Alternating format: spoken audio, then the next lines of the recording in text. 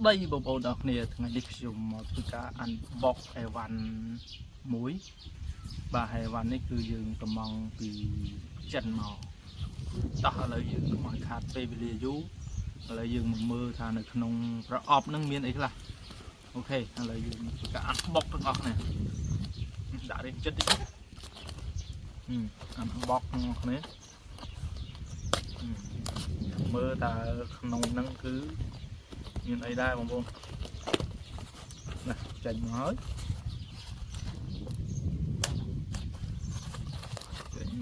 chành mà hơi tèn tèn tèn ui rất là thong ít là thong ít là thong rồi ô rồi mài ơi còn là thong đó đấy nè thong chưa ơn nè không vô này thong cái trộp cũng ao gì bậy bậy vắn ok wow này bằng vô này motorcycle fast charge នេះគឺជាឧបករណ៍សាកថ្មទូរស័ព្ទនៅពេលដែលជាប់ជាមួយម៉ូតូជាប់ជាមួយអគុយម៉ូតូរបស់យើង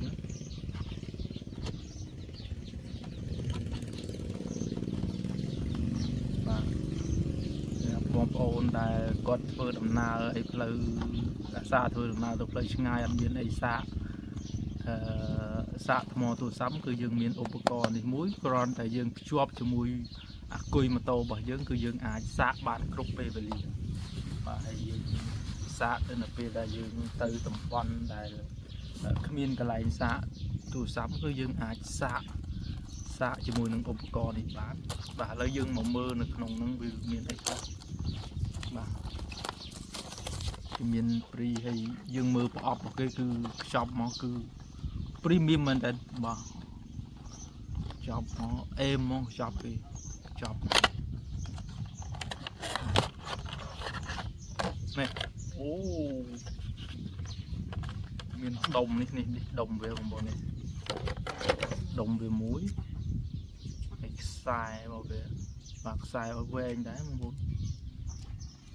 ខ្សែវាហើយនេះគឺយើងសម្រាប់ភ្ជាប់ជាមួយអគុយរបស់យើងអគុយម៉ូតូរបស់យើងគឺអាក្រហមខាងបោកហើយអាខ្មៅហ្នឹងគឺខាងដកបាទយើងភ្ជាប់ជាមួយវាទៅហើយយើងធ្វើការរត់ខ្សែមករត់ពាក់នៅលើម៉ូតូក៏បានឬនៅលើ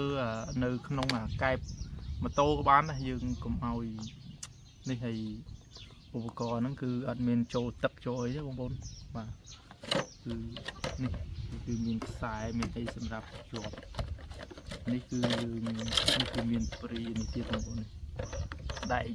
ដែកនេះគឺសម្រាប់តាក់ទៅនឹងខ្ចក់ម៉ូតូបងប្អូនបាទ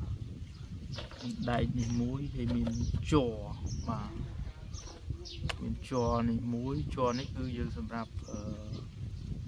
ដាក់ភ្ជាប់មកបងប្អូនជាប់ជាមួយម៉ូតូរបស់យើងហើយយើងបិទនេះពីលើមកជាប់នៅនឹងបាទហើយនេះគឺជាកន្លែងសាកចុះមានតែប៉ុណ្ណឹងមាននេះទៀតនេះដូចនេះសម្រាប់សាកមកទូរស័ព្ទរបស់យើងគឺគាត់តែដោតចេះមកនេះដោតចេះមកបន្ទាប់ពីយើងភ្ជាប់ជាមួយម៉ូតូយើងហើយកាក់គុយម៉ូតូរបស់យើងហើយគឺយើងដោតជាមួយនឹងមកបាទមានដូចឆ្នាំងសាកយើងធម្មតាហ្នឹងបងប្អូននេះធំយើងដោតមកនឹងមកហើយយើងមានទូរស័ព្ទរបស់យើងធ្វើការដោតចូលទូរស័ព្ទរបស់យើងគឺជាការស្រេចគឺទូរស័ព្ទរបស់យើងគឺចូលហើយបងប្អូនបាទហើយឧបករណ៍គឺមានតែប៉ុណ្ណឹងបងប្អូនបាទមានប៉ុណ្ណឹងមានដុំនេះមួយខ្សែនេះមួយហើយនេះមួយមានសភៅណែនាំមានសភៅណែនាំមកគេនេះគឺយើងភ្ជាប់ជាមួយអគុយរបស់យើងមកអគុយម៉ូតូរបស់យើងមកបាទបន្ទាប់មកយើងយកដុំនឹងទៅពាក់នៅកន្លែងណាមួយទៅលើដៃម៉ូតូក៏បានឬនៅក្នុងកែបម៉ូតូក៏បានបាទស្រេចតែចិត្តបងប្អូនបំពាក់ បាទហើយមានប្រអប់មានអីរបស់គេហើយមានការឲ្យគឺជាប់មកជាមួយគឺមានតែប៉ុណ្្នឹងទេបងប្អូនបាទអូខេបងប្អូនអរគុណចំពោះវីដេអូបាទសួស្តីនេះគឺជាសកម្មភាពនៃការភ្ជាប់ជាមួយនឹងគុយរបស់យើងបាទខាងបោកយើងដាក់ខាងបោកទៅហើយខាងដកជាមួយខាងដកទៅ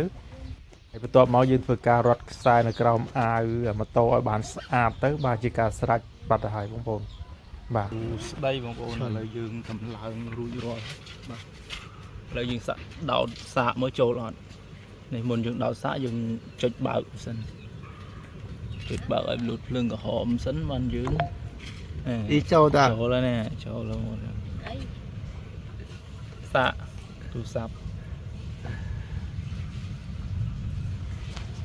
ព្រឹកចូលហើយទៀតដល់ពេលយើងឈប់សាកគឺយើងបិទវិញទៅកុំឲ្យវាអស់ភ្លើងអង្គុយបិទ